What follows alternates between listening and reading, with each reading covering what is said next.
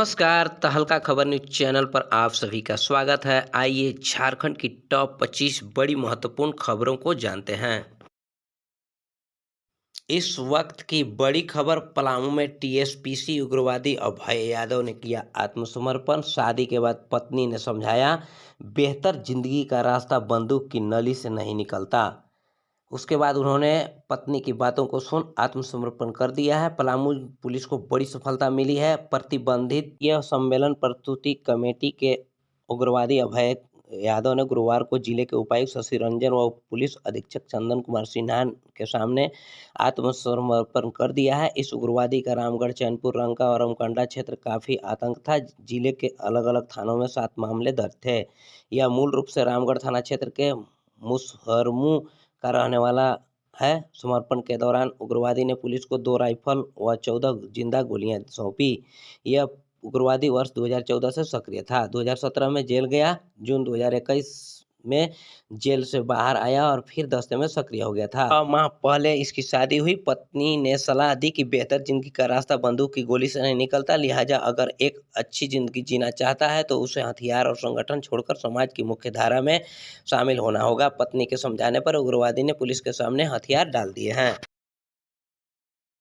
देश में कल 5 राज्यों के विधानसभा चुनाव में 4 राज्यों में क्लीन स्वीप होने के बाद झारखंड में भी विधानसभा में बीजेपी विधायकों के द्वारा खुशी एवं मिठाइयां बांटकर खुशी का इजहार किया गया। उन्होंने कहा कि विधानसभा परिसर में यूपी में बाबा के लगे नारे। विधानसभा चुनाव में भाजपा को मिलती भारी बढ़त से उत्साह। झारखंड भाजपा के विधायकों ने विधानसभा परिसर में जमकर नारेबाजी की। भाजपा विधायकों ने यूपी में काबा, बाबा बा, बुलडोजर बाबा जिंदाबाद के नारे लगाए। भाजपा विधायक सीपी सिंह ने कहा कि यूपी सहित 4 राज्यों में भाजपा की प्रचंड जीत इस बात की साक्षी है कि अब देश की जनता को विकास और सुशासन चाहिए।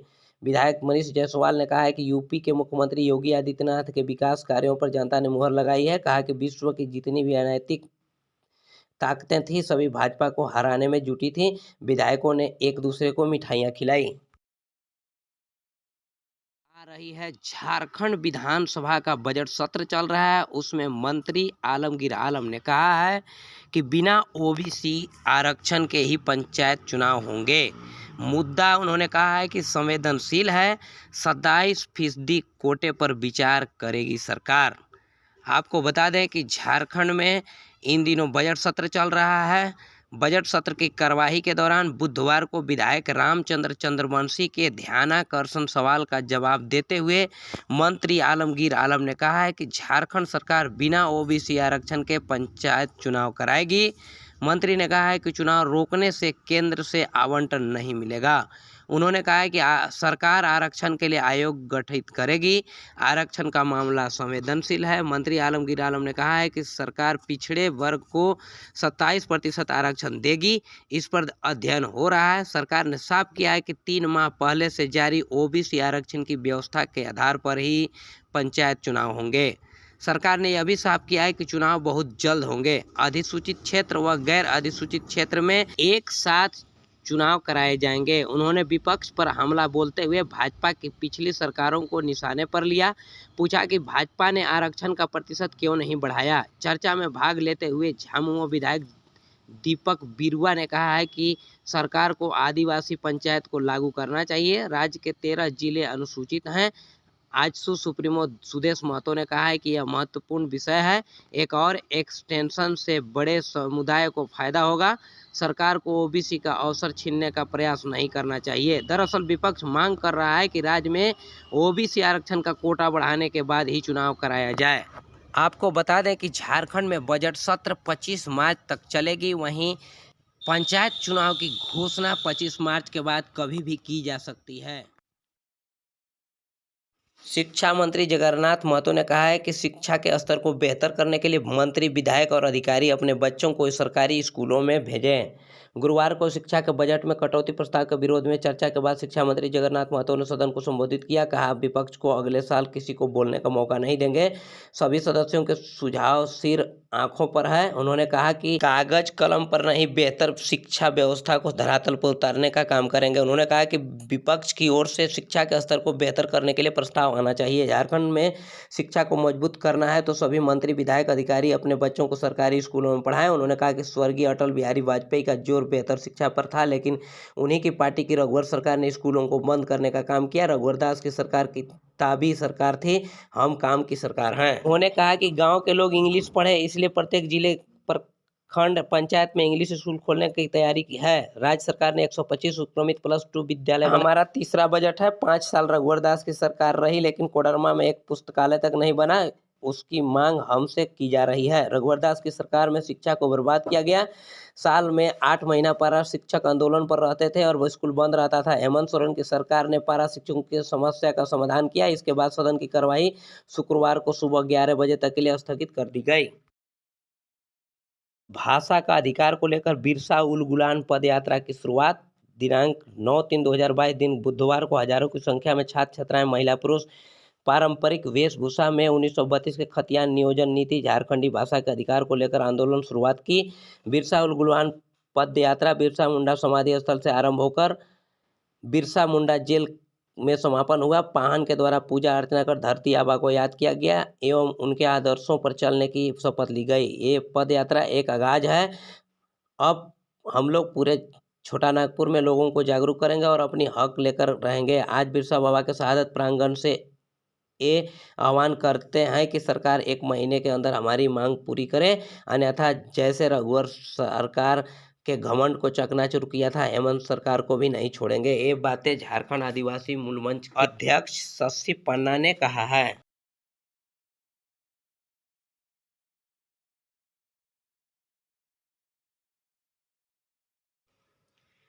प्राथमिक से +2 विद्यालयों में खेल सामग्री खरीदने के लिए पैसा हुई जारी। राज्य के 35,000 स्कूलों प्राथमिक से +2 तक में खेल के सामान खरीदने के लिए 17.96 करोड़ रुपए आवंटित किया गया है। झारखंड शिक्षा परियोजना ने जिलों को राशि आवंटित कर दी है। झारखंड शिक्षा परियोजना निदेशक द्वारा इस संबंध में सभी जिलों को पत्र भेजा गया है, जिसमें कहा गया है कि प्राथमिक व मध्य विद्यालय में 5,000 और हाई स्कूल व +2 विद्यालयों को 7,000 रुपये के सामान का क्रय होगा। स्कूलों को पत्र प्राप्त होने के 10 दिनों के अंदर सामान का क्रय करने को कहा गया है। सामान क्रय के संबंधित जानकारी 15 दिनों के अंदर देने को कहा गया है।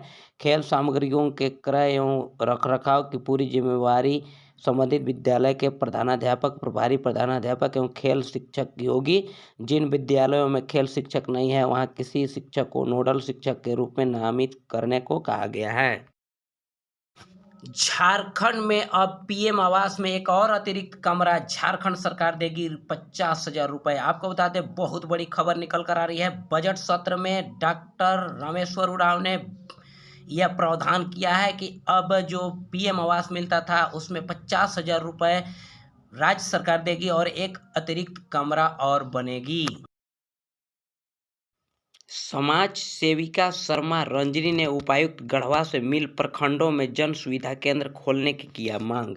भवनाथपुर की महिला समाजसेवी शर्मा अंजनी ने उपायुक्त को आवेदन देकर जिले के सभी प्रखंडों में जन सुविधा केंद्र खोलने की मांग की है। इस दौरान उपायुक्त को लिखे आवेदन में महिला समाजसेवी ने कहा है कि जिस प्रकार जिला में जिला जन सुविधा केंद्र उपलब्ध है, उसी तरह से जिले के सभी प्रखंडों में प्रखंड जन सुविधा केंद्र का होना भी अति आवश्यक है। इस संबंध में अपना तर्क प्रस्तुत करते हुए उन्होंने कहा कि सरकार द्वारा गव्य विकास विभाग की ओर से महिलाओं को अनुदान पर पशुधन उपलब्ध किया जाना है, लेकिन क्षेत्र भ्रमण के दौरान ग्रामीणों द्वारा कहा जा रहा है कि इस योजना के संदर्भ में उन्हें प्रखंड स्तर पर कुछ भी पता नहीं चलता है और इस योजना से ग्रामीण महिलाएं लाभ से वंचित हो रही हैं। ग्रामीण क्षेत्र की महिलाओं को सरकार की इस महत्वाकांक्षी योजनाओं से जुड़ने के लिए अगर हर प्रखंड में जन सुविधा केंद्र उपलब्ध करा दिए जाए तो गांव की इस योजना के इच्छुक एवं पात्र महिलाओं को लाभान्वित करने में सहूलियत होगी। झारखंड में कक्षा 1 से 12वीं तक की गर्मी छुट्टियां रद्द। झारखंड में अप्रैल से जून के बीच 1 से 12 तक के छात्रों के लिए स्पेशल क्लास चलेगी। कोरोना के कारण स्कूलों के बंद होने से बच्चों की पढ़ाई की जो नुकसान हुआ है उसकी भरपाई की जाएगी। इसके तहत राज्य के सरकारी स्कूलों में पढ़ने वाले पहली से 12वीं तक के सभी बच्चों के लिए अप्रैल से जून तक विशेष कक्षाएं चलेंगी। राज्य सरकार ने इसे निदानात्मक शिक्षा का नाम दिया है। इसके लिए वित्तीय वर्ष 2022-23 के बजट में 40 करोड़ रुपए का प्रावधान किया गया है।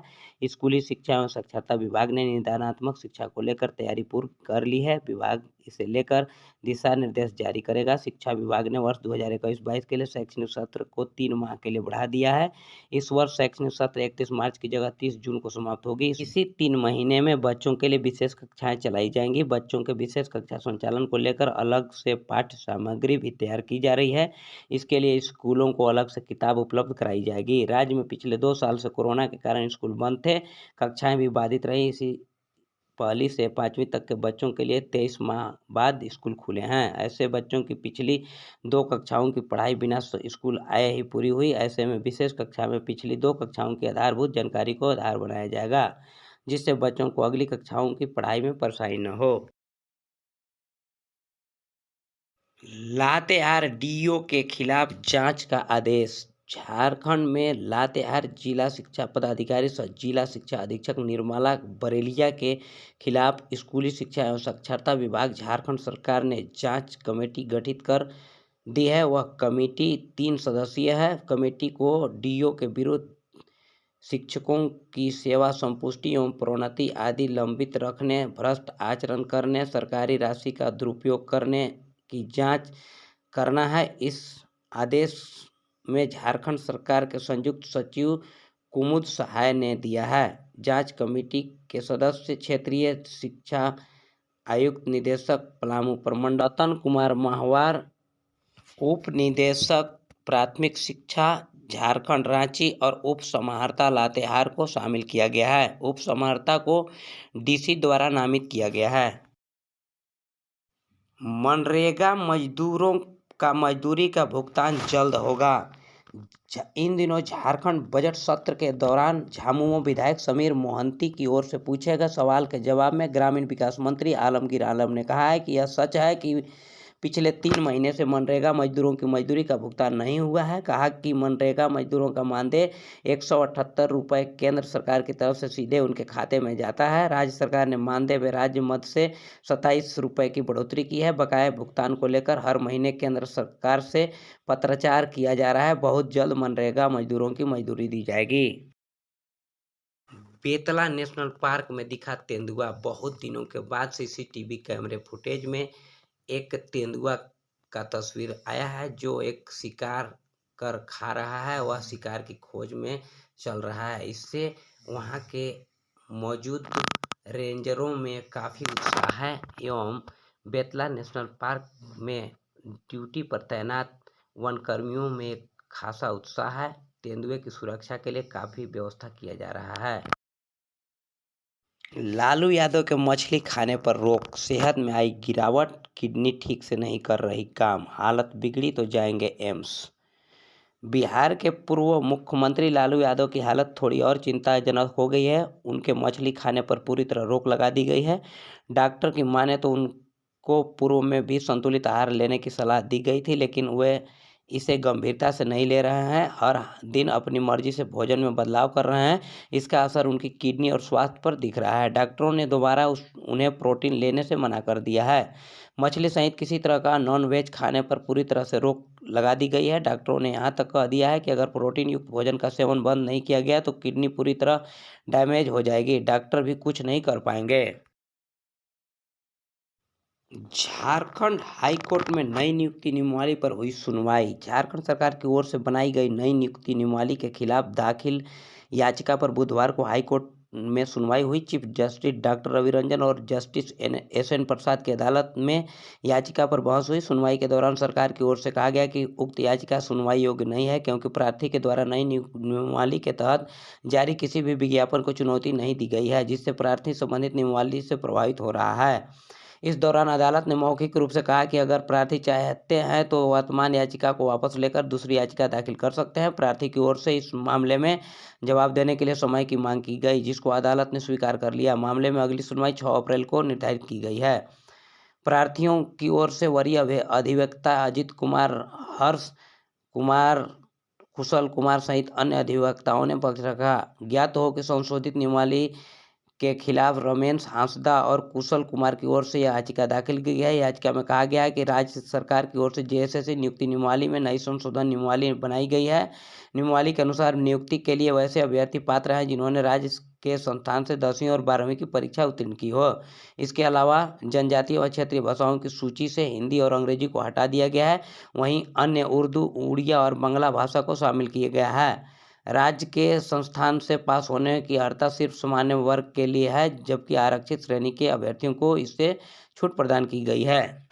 ताज़ा तरीन खबरों में बने रहने के लिए सब्सक्राइब करें तहलका खबर न्यूज चैनल को और प्रेस करें बेल आइकन, जिससे इस चैनल से जुड़ी हर तरह का नोटिफिकेशन आप तक सबसे पहले पहुंचे। साथ ही साथ वीडियो को लाइक करें, कमेंट करें, शेयर करें। धन्यवाद।